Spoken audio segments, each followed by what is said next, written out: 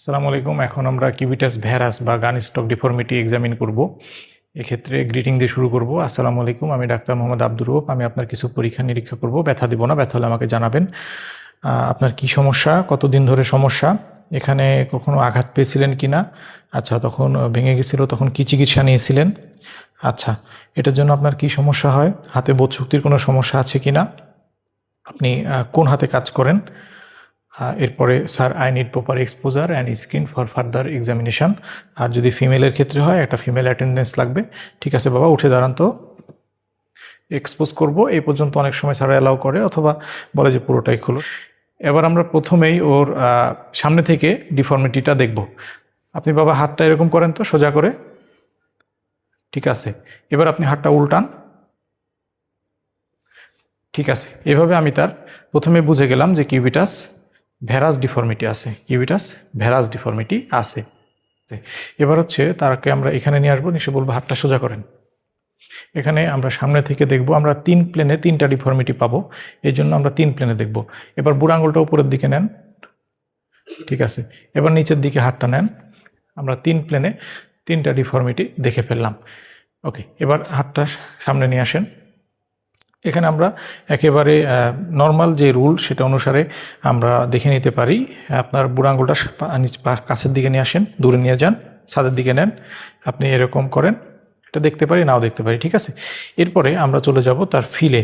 যেহেতু এখানে ডিফর্মিটি, সেখানে আমরা এই জায়গায় ফিল করব, ব্যথা আছে কিনা জিজ্ঞেস করব। টেম্পারেচার প্রথমে দেখব, টেন্ডারনেস দেখব, অবশ্যই তার দিকে তাকাবো, ফেসের দিকে দেখব টেন্ডারনেস। এরপরে ট্রিপল জি গার্ড দেখে নিলাম। এবার গ্রিপ দেখব, আপনি আঙুলটা ধরেন শক্ত করে, এই পাশ দিয়ে শক্ত করে ধরেন। এবার গ্যালি যেটা দেখব, এবার পালসেশনটা দেখব। আর বোধশক্তি আছে কি না সেটার মাধ্যমে সেন্সরিটা আমি দেখছি, তারপরে আবার সেন্সরিটাও দেখতে পারি। সেন্সরি দেখার ক্ষেত্রে প্রথমে তাকে নির্দেশনা দিব যে আপনার এখানে স্পর্শ করতেছি, বুঝতে পারছেন কি না, চোখ বন্ধ করেন, আপনার হাতের জায়গাগুলোতে স্পর্শ করতেছি, সমান বোঝেন কি না বলবেন। এক্ষেত্রে ওনার সমানই থাকার সম্ভাবনাটা বেশি, এখানে টিনেল সাইন দেখার কোনো প্রয়োজন নয়। এবার আমরা এই জায়গার পরীক্ষা করব। এই জায়গার মধ্যে আমার প্রথমে দেখতে হবে 3টা পয়েন্ট আমি ঠিক করব। এই 3টা পয়েন্টে তার আমরা 3টা ফোঁটা দিব। দেওয়ার পরে আমরা তার অ্যাঙ্গেলটা দেখে নিব। একটা হচ্ছে mid point of the elbow, আর mid point of the girth of the arm, আর mid point of the girth of the forum.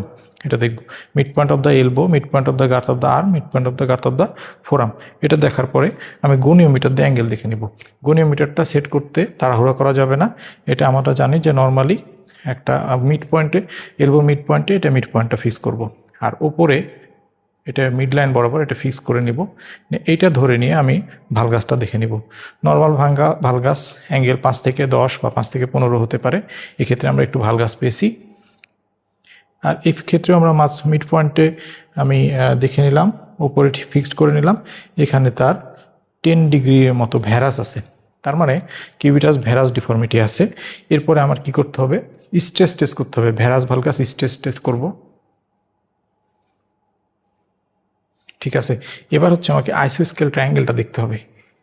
3টা পয়েন্টে আমি ধরবো 2 কন্ডাইল এবং ওলেক্রিনাল প্রসেস, এভাবে এক্সটেন্ড করলে একটা লাইনে চলে আসবে। আইসোস্কেল ট্রায়াঙ্গেলটা দেখলাম। অ্যাফেক্টেড সাইডে আমি দেখব যে আইসোস্কেল ট্রায়াঙ্গেলটা অবলিটারেটেড হয়েছে। এরপরেই খুব ইম্পর্ট্যান্ট একটা জিনিস হচ্ছে ইন্টারনাল রোটেশন, সেটা অবশ্যই দেখে নেব। নর্মাল সাইডে আমি পেছনে চলে যাব, যে তার শোল্ডার এবং স্ক্যাপুলাকে ফিক্সড করে আমি এটা করার চেষ্টা করব। দেখব তার কোনো ইন্টারনাল রোটেশন নেই। কিন্তু অ্যাফেক্টেড সাইডে তার শোল্ডার এবং আর্মটা ফিক্স করার পরে যখন এদিকে নিয়ে আসবো, দেখবো তার একটা ইন্টারনাল রোটেশন হয়। ইন্টারনাল রোটেশনটা অ্যারাউন্ড একটা অ্যাপারেন্ট, আমরা একটা অ্যাপ্রক্সিমেটলি একটা মাপ নিয়ে নিব। এরপরে তার হচ্ছে নর্মাল মুভমেন্টগুলো করে ফেলবো। আপনি হাত মুট করেন, ছাড়েন, ঠিক আছে। কবজি ভাঁজ করেন, সোজা করেন, কবজি, ঠিক আছে। কোনোই ভাঁজ করেন, সোজা করেন, ঠিক আছে। হাতটা উপরের দিকে নেন। এইভাবে আমরা কিউবিটাস ভ্যারাস অথবা গান স্টক ডিফর্মিটি এক্সামিন শেষ করতে পারি। সবশেষে কাপড় ঠিক করে দেব, পেশেন্টকে ধন্যবাদ দিয়ে আমরা এক্সামিনেশনটা শেষ করব।